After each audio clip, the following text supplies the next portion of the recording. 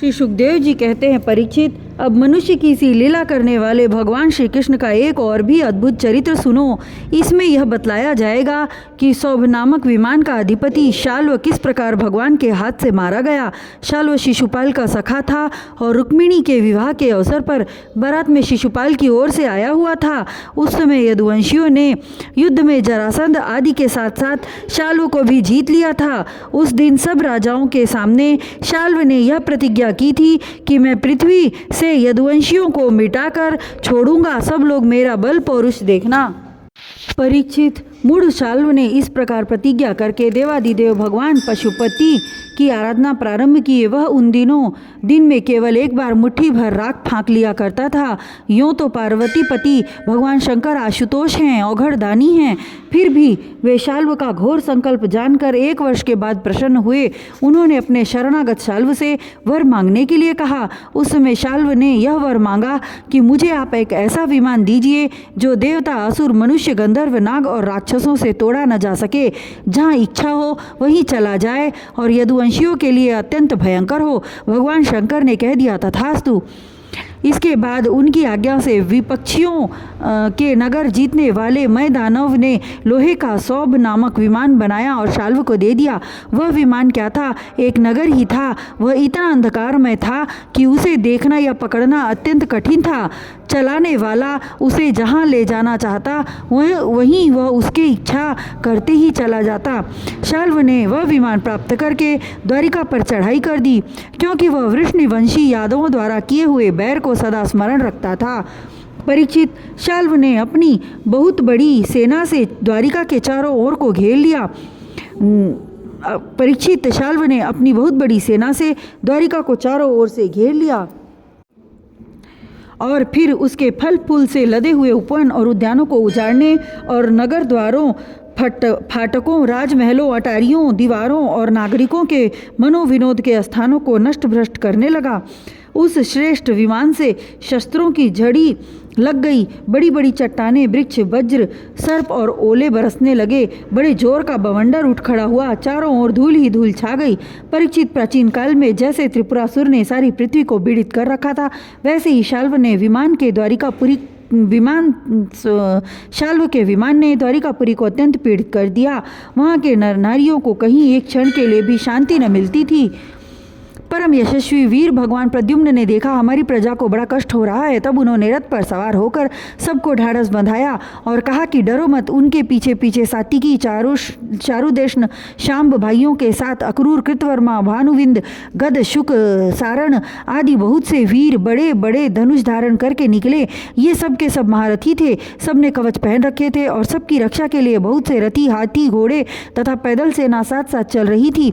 इसके बाद प्राचीन काल में जैसे देवताओं के साथ असुरों का घमासान युद्ध हुआ था, वैसे ही शाल्व के सैनिकों और यदुवंशियों का युद्ध होने लगा।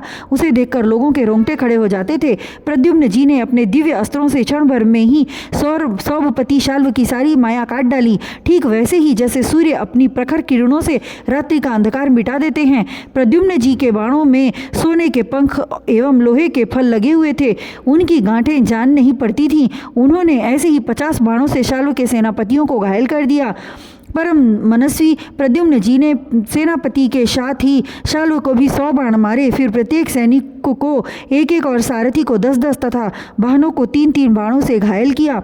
महात्मा प्रद्युम्न जी के इस अद्भुत और महान कर्म को देखकर अपने एवं पराये सभी सैनिक उनकी प्रशंसा करने लगे। परीक्षित, मैं दानव का बनाया हुआ शाल्व का वह विमान अत्यंत मायामय था। वह इतना विचित्र था कि कभी अनेक रूपों में दिखता तो कभी एक रूप में, कभी दिखता तो कभी न भी दिखता। यदुवंशियों को इस बात का पता ही न चलता कि वह इस समय कहाँ है। वह कभी पृथ्वी पर आ जाए तो कभी आकाश में उड़ने लगता, कभी पहाड़ की चोटी पर चढ़ जाता तो कभी जल में तैरने लगता। वह आलात चक्र के समान मानो कोई दुमुही लुकारियों की बनेठी भांज रहा हो घूमता रहता था। एक क्षण के लिए भी कहीं ठहरता न था। शाल्व अपने विमान और सैनिकों के साथ जहाँ जहाँ दिखाई पड़ता वही यदुवंशी सेनापति बाणों की झड़ी लगा देते थे। उनके बाण सूर्य और अग्नि के समान जलते हुए तथा विषैले सांप की तरह असह्य होते थे। उनसे शाल्व का नगराकार विमान और सेना अत्यंत पीड़ित हो गई।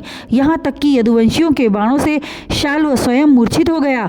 परीक्षित शाल्व के सेनापतियों ने भी यदुवंशियों पर खूब शस्त्रों की वर्षा कर रखी थी। इससे वे अत्यंत पीड़ित थे, परंतु उन्होंने अपना अपना मोर्चा छोड़ा नहीं। वे सोचते थे कि मरेंगे तो परलोक बनेगा और जीतेंगे तो विजय की प्राप्ति होगी। परीक्षित शाल्व के मंत्री का नाम था धूमान, जिसे पहले प्रद्युम्न जी ने 50 बाण मारे थे। वह बहुत बली था। उसने झटपट प्रद्युम्न जी पर अपनी फौलादी गदा से बड़े जोर का प्रहार किया और मार लिया कहकर गरजने लगा। परीक्षित गदा की चोट से शत्रुदमन प्रद्युम्न जी का वक्षस्थल फट सा गया। दारुक का पुत्र उनका रथ हाँक रहा था। वह सारथी धर्म के अनुसार उन्हें रणभूमि से हटा ले गया। 2 घड़ी में प्रद्युम्न जी की मूर्छा टूटी। तब उन्होंने सारथी से कहा, सारथे, तूने यह बहुत बुरा किया। हाय हाय, तू मुझे रणभूमि से हटा लाया। सूत, हमने ऐसा कभी नहीं सुना कि हमारे वंश का कोई भी वीर कभी रणभूमि छोड़कर अलग घट गया हो।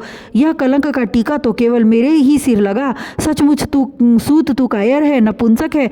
बतला तो सही, अब मैं अपने ताऊ बलराम जी और पिता श्री कृष्ण के सामने जाकर क्या कहूँगा? अब तो सब लोग यही कहेंगे ना कि मैं युद्ध से भग गया। उनके पूछने पर मैं अपने अनुरूप क्या उत्तर दे सकूँगा? मेरी भाभियाँ हंसती हुई मुझसे साफ साफ पूछेंगी कि कहो वीर, तुम नपुंसक कैसे हो गए? दूसरों ने युद्ध में तुम्हें नीचा कैसे दिखा दिया? सूत, अवश्य ही तुमने मुझे रणभूमि से भागाकर अक्षम्य अपराध किया है। सारथी ने कहा, आयुष्मान, मैंने जो कुछ भी किया है सारथी का धर्म समझकर ही किया है। मेरे समर्थ रथी की रक्षा ले और रथी सारथी की, इस धर्म को समझते हुए ही मैंने आपको रणभूमि से हटाया है। शत्रु ने आप पर गदा का प्रहार किया था, जिससे आप मूर्छित हो गए थे, बड़े संकट में थे, इसी से मुझे ऐसा करना पड़ा।